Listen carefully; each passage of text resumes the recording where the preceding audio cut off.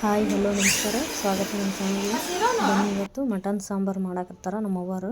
Mutton sambar ಮಾಡೋಕ್ಕೆ ಏನು ಬೇಕಂದ್ರೆ ಒಂದೆರಡು ಕೊಬ್ಬರಿ ತೊಗೊಂಡಾರ, ಅಂದರೆ ಸ್ವಲ್ಪ ಹುರಿದಿಟ್ಟಾರ.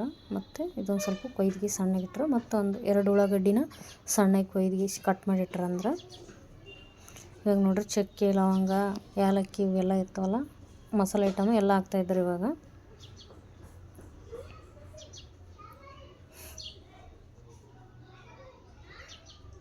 ಇವಾಗ ನೋಡ್ರಿ, ಮಟನ್ ತೊಗೊಂಡು ಬಂದಾರ. 1 kg ಮಟನ್ ಇದು. ಇದನ್ನು ಸಣ್ಣಗೆ ಕಟ್ ಮಾಡ್ತಾ ಇದ್ದಾರೆ, ಅಂದರೆ ಕೊಯ್ತಾ ಇದ್ದಾರೆ.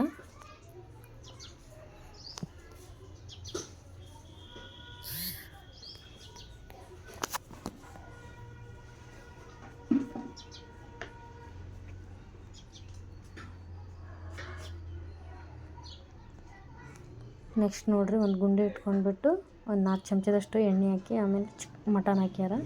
ಮಟನ್ ಹಾಕಿ ಒಂದು ಟೊಮೆಟೊ ಕೊಯ್ದು ಹಾಕಿದ್ದಾರೆ. ಇವಾಗ ಎಲ್ಲ ಹಾಕಿ ಇವಾಗ ಮಿಕ್ಸ್ ಮಾಡ್ತಾಯಿದ್ದಾರೆ.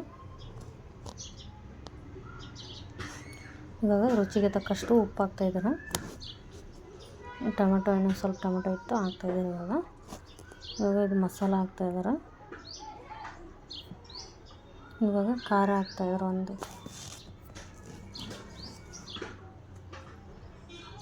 ನಮ್ಮ ರುಚಿಗೆ ತಕ್ಕಷ್ಟು ಅನುಗುಣವಾಗಿ ಎಷ್ಟು ಖಾರ ಬೇಕಾಗುತ್ತೋ ಅಷ್ಟು ಖಾರ ಹಾಕ್ತಾಯಿದ್ದಾರೆ. 1 ಚಮಚದಷ್ಟು ಅರಿಶಿಣ. ಖಾರ ಜಾಸ್ತಿ ತಿಂದರೆ ಜಾಸ್ತಿ ಹಾಕ್ಕೋಬೋದು, ಕಡಿಮೆ ಇದ್ದರೆ ಕಡಿಮೆ ಹಾಕ್ಕೋಬೋದು.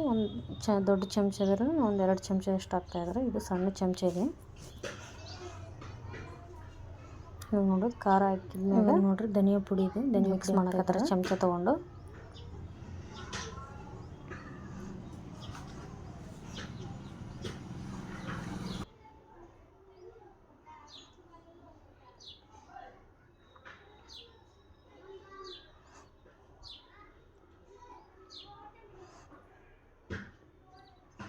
ಹಿಂಗೆ 1-2 ನಿಮಿಷ ಎಣ್ಣೆ ಒಳಗೆ ಫ್ರೈ ಮಾಡ್ಬೇಕು. ಇದನ್ನ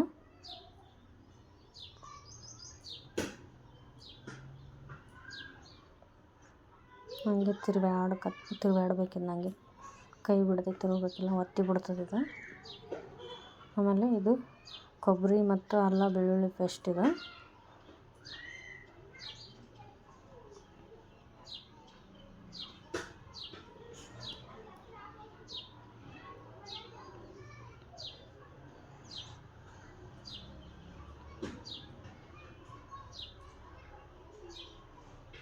ಇನ್ನು ಸ್ವಲ್ಪ ಕೊಬ್ಬರಿ ಪೇಸ್ಟ್ ಹಾಕಕತ್ತಾರೆ ಇವಾಗ.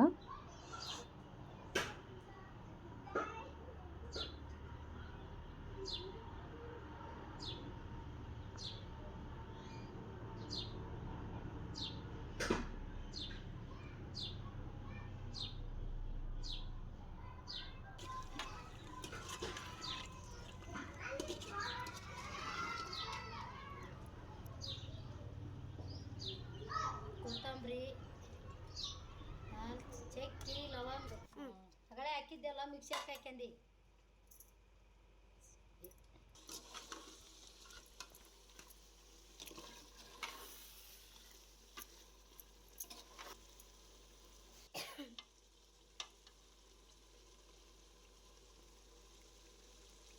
ಉಳ್ಳಾಗಡ್ಡಿ ಎಣ್ಣೆ ಹುರಿದು ಕೆಂಪು ಹುರಿದು ಮಿಕ್ಸರ್ಗೆ ಹಾಕ್ತೀವಿ ನೋಡಿದ.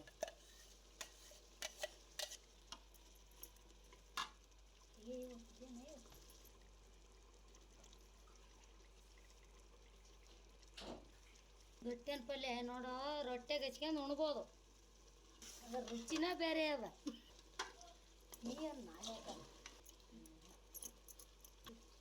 ಸೂಪರ್. ಮನೆಯೆಲ್ಲ ಘಮ ಘಮ ನಾತ ಹಿಡ್ದದ.